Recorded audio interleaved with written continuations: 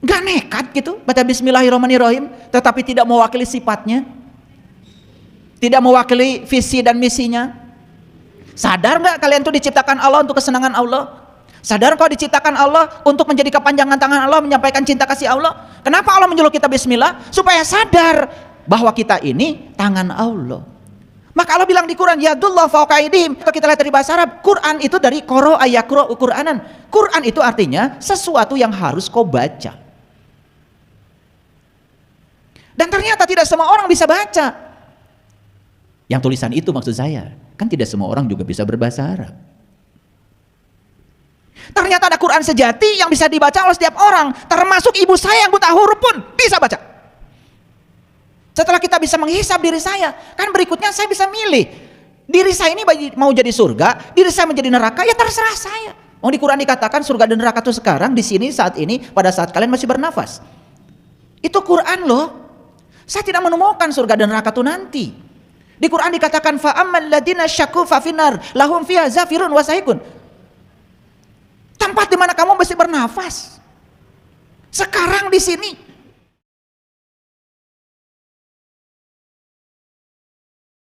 Jadi banyak sekali di sini ada konflik. Ketika saya baca Al-Waqiah, ketika nyawamu sampai di kerongkongan, pada saat itu kamu harus melihat. Dan aku lebih dekat kepadamu, tapi saat itu kebanyakan manusia tidak melihat. Wah, saya bergetar jantung saya.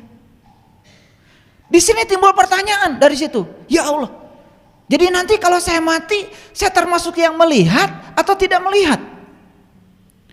Ya Allah, kalau saya termasuk yang melihat, apa yang harus saya lihat?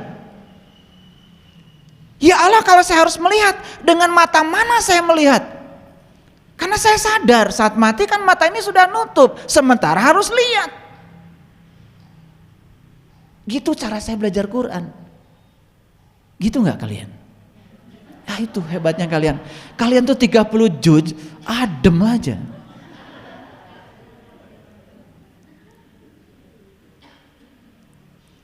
Saya baca satu ayat aja di situ sudah itu.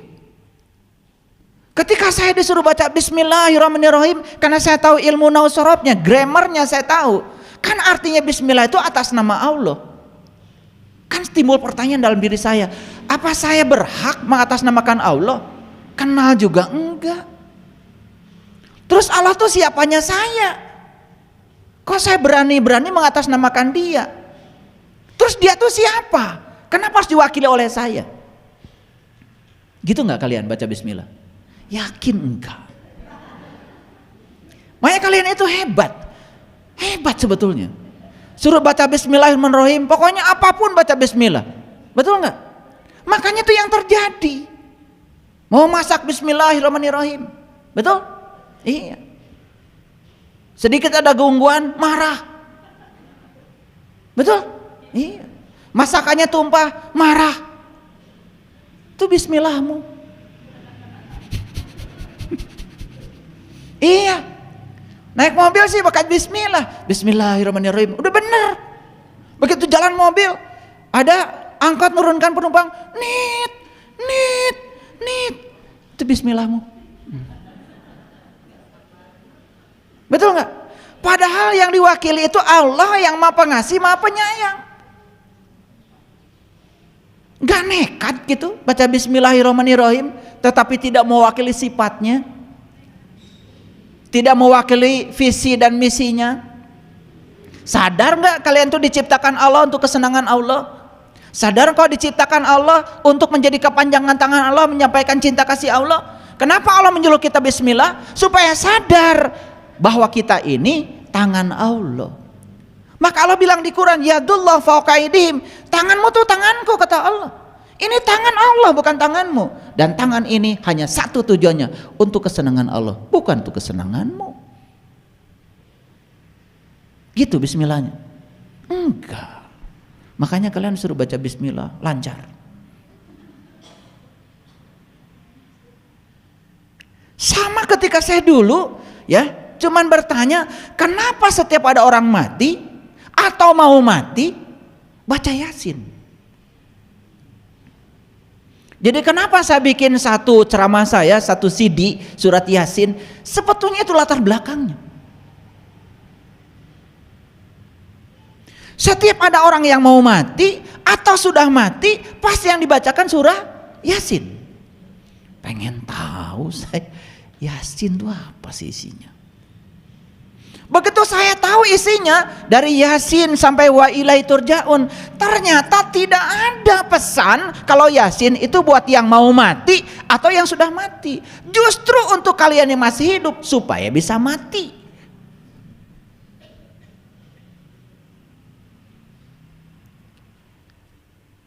Jadi saya juga tuh dulu sama, kalau ada orang mati baca Yasin kayak kalian, sama.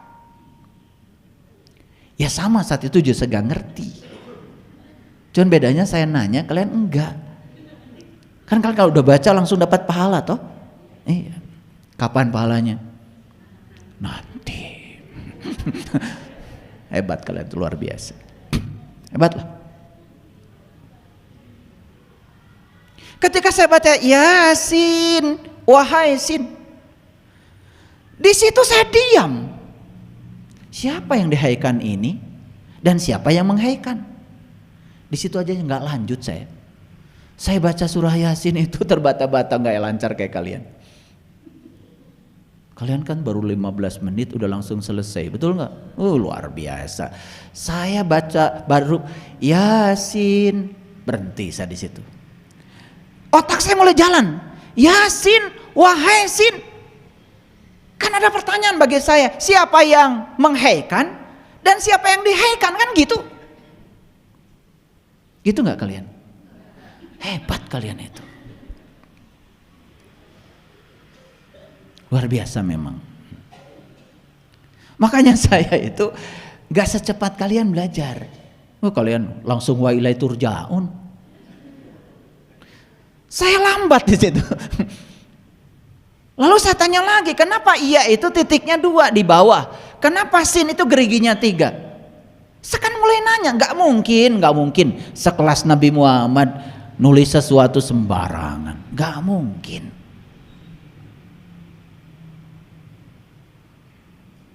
Dan kenapa kata sin ini sering sekali disebut-sebut ketika baca sholawat? Sholatullah, salamullah,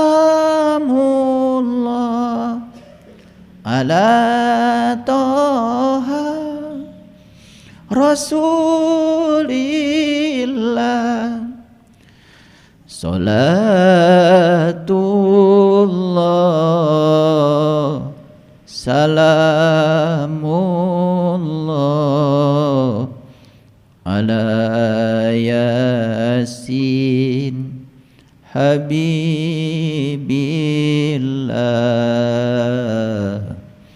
ala Yasin Habibillah. Sadar saya, ternyata Yasin itu Habibillah, orang yang cintai Allah. Siapa Habibillah itu? Apa kita tidak ingin jadi Habibillah? Apa tidak ingin kita itu dipanggil Yasin? Kenapa geriginya 3? Ternyata di Quran surat Al-Maidah Allah jelaskan, laqad kafarul ladzina qalu innallaha salisu salasa. Kafirlah orang-orang yang mengatakan sesungguhnya Allah satu dari yang 3. Ternyata konsepsi tentang Allah itu dijelaskan dalam kitab Syirur Asrornya Syekh Abdul Qadir Zailani, Nurullah, Nur Muhammad, Nur Insan. Makanya syahadat itu Nur Insan menyaksikan Nurullah, Nur Iksan menyaksikan Nur Muhammad. Disitulah sinnya ketemu. Oh, berarti saya harus memperbaiki syahadat saya supaya saya bisa merasakan syahadat yang sebenarnya, supaya saya berhak untuk dipanggil Yasin. Begitu sampai di titik itu, wal Qur'anil Hakim, temukanlah bacaan yang bijaksana. Karena kita ini, otak kita ini sudah konsepnya udah begitu. Begitu dengar kata Quran, yang terpikir adalah itu. Padahal kalau kita lihat dari bahasa Arab, Quran itu dari qara ayaqra Qur'anan. Quran itu artinya sesuatu yang harus kau baca. Dan ternyata tidak semua orang bisa baca. Yang tulisan itu maksud saya. Kan tidak semua orang juga bisa berbahasa Arab. Ternyata ada Quran sejati yang bisa dibaca oleh setiap orang, termasuk ibu saya yang buta huruf pun bisa baca. Makanya di Quran ada perintah Iqra kitabaka kafa binafsika al-yauma 'alaika hasiba. Bacalah kitabmu dan itulah juru selamatmu. Itu kitab tidak ada bahasanya. Itu yang disebut dengan bacaan yang bijaksana. Wal Qur'anil Hakim. Wal Qur'anil Hakim. Innaka laminal mursalin. Sesungguhnya ente adalah utusanku. Siapa utusan Allah? Ya siapa saja yang diutus oleh Allah, terserah Allah. Ala sirati mustaqim, yang akan menunjukkan ke jalan siratal mustaqim. Apa tuh jalan siratal mustaqim? Jelas di Quran. Siratal ladzina an'amta alaihim, jalannya orang-orang yang diberi nikmat. Siapa yang diberi nikmat? Jelas di Quran.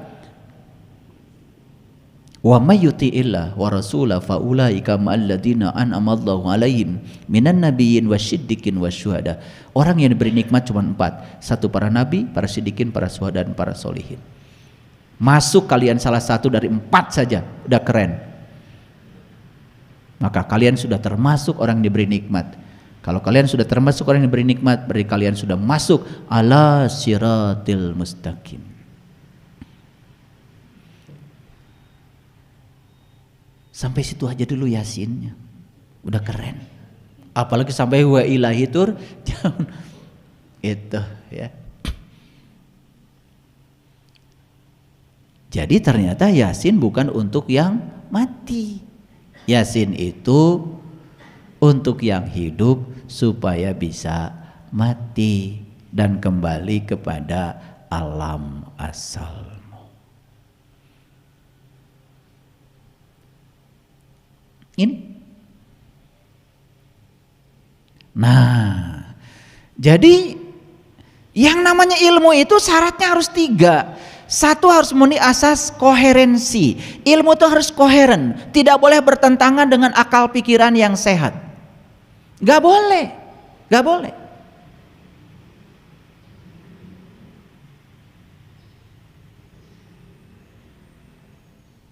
Yang kedua, ilmu itu harus memenuhi asas korespondensi.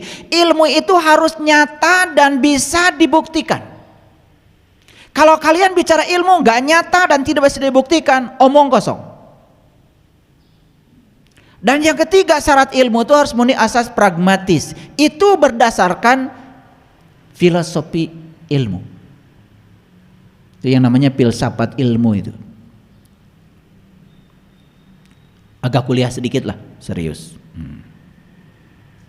Nah yang ketiga, ilmu itu harus memenuhi asas pragmatis. Pragmatis itu ilmu harus bisa memberikan manfaat. Jadi satu, ilmu itu harus koheren, tidak boleh bertentangan. Yang kedua, harus korespondensi, nyata dan bisa dibuktikan. Dan yang ketiga, harus memenuhi asas pragmatis. Ilmu itu harus memberikan nilai manfaat. Saya sekarang mau tanya, kalian tahu kan cerita Nabi Musa bertemu Tuhan? Tahu kan? Ilmu bukan itu? Bukan. Enak aja. Itu berita. Oh dulu Nabi Musa pernah bertemu Tuhan. Siapa yang bertemu Tuhan? Musa. Kapan? Dulu.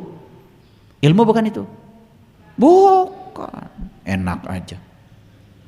Kalau kalian jadi Musa, nah, learning to be menjadi Musa, lalu learning to do melakukan yang Musa lakukan, maka saat itu kamu akan mendapatkan pengalaman persis seperti yang dialami Musa. Oh, dulu Musa ketika berjumpa dengan Tuhan begini toh. Ilmu bukan itu? Nah, sudah masuk tuh kategori ilmu. Jadi kalian cekokin otakmu dengan banyak pengetahuan, apal ini, apal ini, apal ini, apal itu bukan ilmu. Apalagi kalau menggunakan taksonomi kognisi. Namanya ilmu itu harus memenuhi 6 kriteria. 1 kriteria pertama adalah dapat diingat. Yang kedua dapat dipahami. Yang ketiga dapat diterapkan. Yang keempat dapat dianalisis. Yang kelima dapat dievaluasi. Dan yang keenam dapat disintesa. Sehingga ilmu itu hasilnya adalah produk. Sekarang kalian tahu kalau dulu ada pemuda masuk ke dalam gua, namanya Ashabul Kahfi. Ilmu bukan? Bukan. Sepanjang kalian tidak jadi Ashabul Kahfi, pertanyaan saya, lu ini kapan mau masuk ke dalam gua? Oh, dulu para pemuda masuk ke dalam gua, gara-gara masuk ke dalam gua dia jadi pemuda yang beriman gitu. Jadi syarat untuk iman harus masuk ke dalam gua. Jelas sekali. Nah sekarang kalian kapan mau masuk ke dalam guanya? Enak-enak aja ngaku iman. Kan ilmu itu harus memenuhi asas. Ini kalau berbicara filsafat ilmu. Agak kuliah sedikit. Ini kuliah buat S4. Ya? Tahu S4? Ya. Susah senyum, senang senyum. Itu sekolah paling tinggi itu. Sekolah paling tinggi S3. S4. Susah senyum, senang senyum. Udah benar tuh belajar.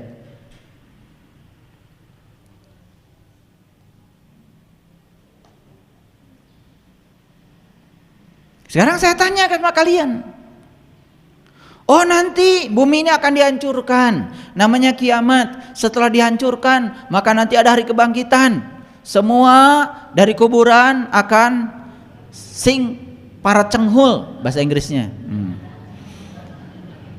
Setelah itu dibariskan, betul, masuk alam hisab, gitu?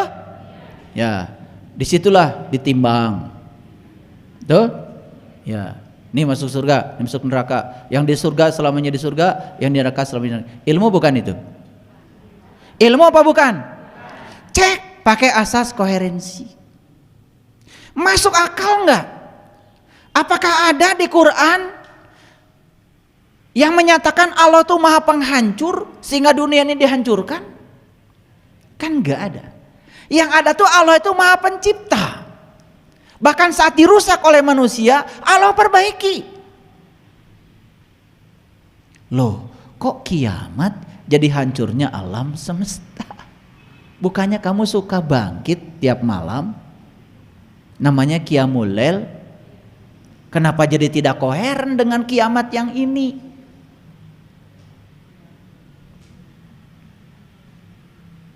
Makanya Rasulullah mengatakan kiamat sudah dekat, kiamat sudah dekat. Sudah dekat, sedekat kamu. Gak usah nunggu yang itu, belum tentu kebagian. Terus, kan harus bisa dibuktikan. Betul gak? Harus bisa dibuktikan. Harus nyata dan bisa dibuktikan. Dan keyakinan itu harus membawa nilai pragmatis, nilai manfaat. Apa manfaatnya kalian cerita itu berulang-ulang? Gak ada. Gak ada manfaatnya. Tapi coba sekarang terapkan. Kiamat itu hari kebangkitan kesadaran saya. Ketika saya bangkit dari kesadaran saya, dari tidak sadar menjadi sadar, maka sekarang saya kiamat, saya bisa mentertawakan diri saya. Setelah saya sadar, saya bisa menghisap diri saya. Saya bisa introspeksi diri saya. Kan begitu? Betul nggak? Kan diterapkannya sekarang. Setelah kita bisa menghisap diri saya, kan berikutnya saya bisa milih. Diri saya ini mau jadi surga, diri saya menjadi neraka, ya terserah saya. Oh, di Quran dikatakan surga dan neraka itu sekarang, di sini, saat ini, pada saat kalian masih bernafas. Itu Quran loh. Saya tidak menemukan surga dan neraka itu nanti. Di Quran dikatakan fa'ammal ladina syaku fafinar lahum fiha zafirun wasahikun. Tempat di mana kamu mesti bernafas. Sekarang di sini.